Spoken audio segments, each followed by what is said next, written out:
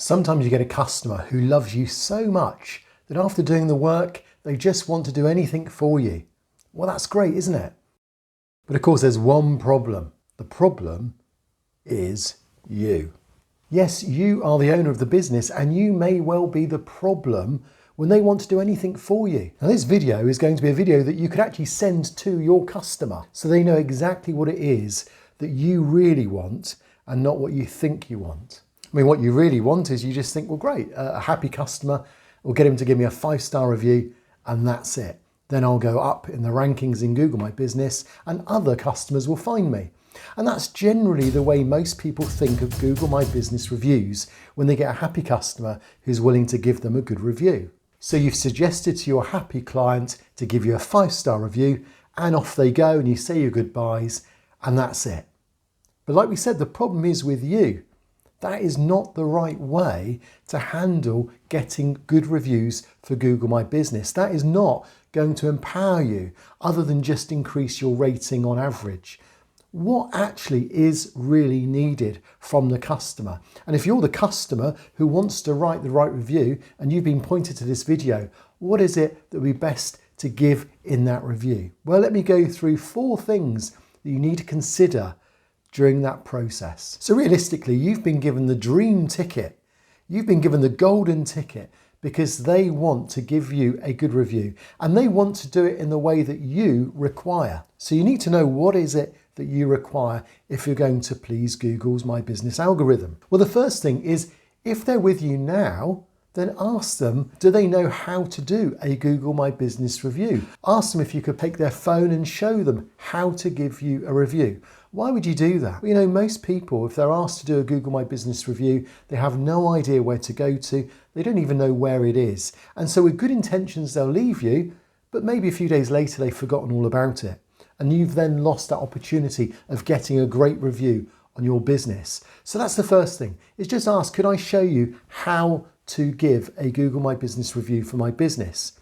And the advantage of that is you can then type into their browser, their phone, your business name.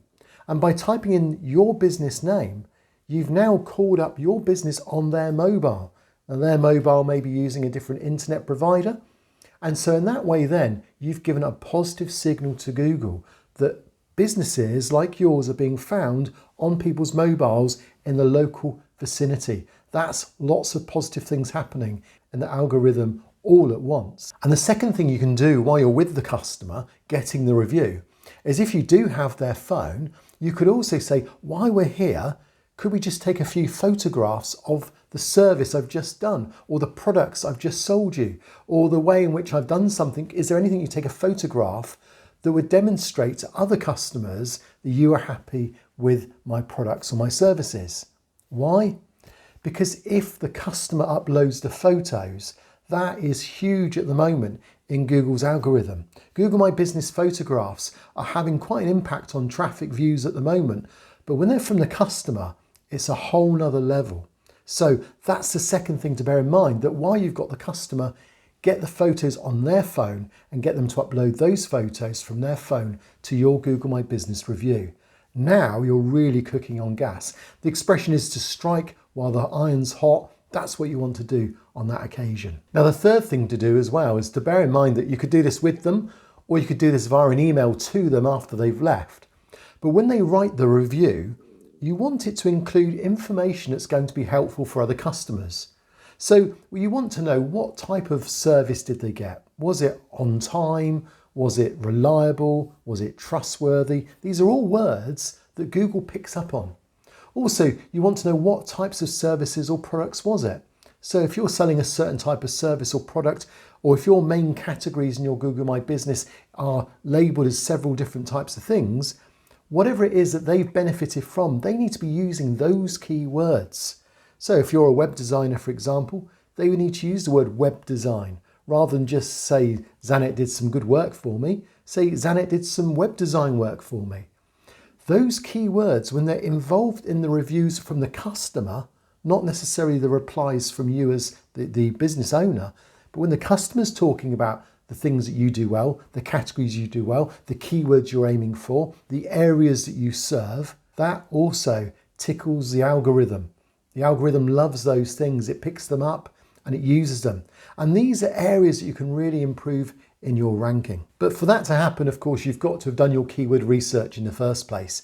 And there's plenty of videos that I've produced on this channel that show you how to do keyword research if you want to improve in that area and know what it is that you're going to be asking for. And the fourth area, of course, is if they can't do the review there and then with you on their mobile, which majority won't be able to do, then just arrange, say, well, what I'll do is I'll send you through an email that will give you all the information you need to give me a review, and I'll send it through to you now. So when you receive it, just let me know you've received it. And then if you could just follow some of the points in that email, that would be really helpful. Thank you ever so much. So what you've done is you've been grateful for the fact that they want to help you out. But in this email, there you can put the link to where they can give the review. There you can put the keywords that they would want to produce. You might even want to just put in there, maybe you can mention these things in the review. So you're not writing the review for them, but you are making some positive suggestions to what they could put in the review. Additionally, if they've got photographs they took, then you could ask them, could they take those photographs and upload them as well? And finally, you might even want to just suggest that they watch this video to understand why it's so important to do those things, just to kind of back up the fact that there's a reason for those keywords, those photographs, that positive review. But here's the mind blower. Did you know that if they don't give you a 5-star review, it's not the end of the world? In fact, did you know that the best result you can have is a 4.2 star review? Why? Well, watch this video and you'll find out why 4.2 is far greater than 5.